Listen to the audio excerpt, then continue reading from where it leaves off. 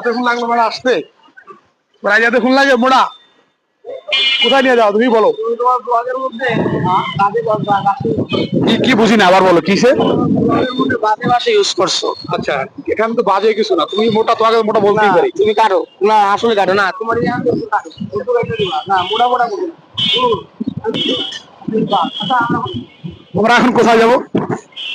এখন এই মিষ্টি দুপুর বেলা রোডটা খুবই মিষ্টি, সেটা শরীরে লাগে না, খুবই ভালো লাগতেছে। তো প্ল্যান করলাম আমাদের এলাকায় নারায়ণগঞ্জ রূপগঞ্জ একটা জায়গা আছে, একেবারে গ্রামীণ পরিবেশ, ঢাকার মধ্যে এইসব পরিবেশে যাইতে ভালোই লাগে, বা বৃষ্টির সময় প্ল্যান করলাম এই জায়গায় যাই, এই জায়গায় যাচ্ছি।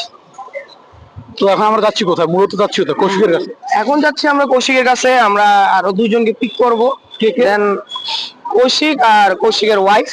দুপুরও যাবে? হ্যাঁ হ্যাঁ। ও মাই গড, আসলে বন্ধুর বউ যাবে, আমরা যাবো, দেখা যাক। এখন রূপগঞ্জ আমরা শেয়ার করবো যাওয়ার পরে, রূপগঞ্জ আসলে কত সুন্দর আপনাদের সাথে উপভোগ করবো, সাথেই থাকো। ওই যে বন্ধু দিচ্ছে।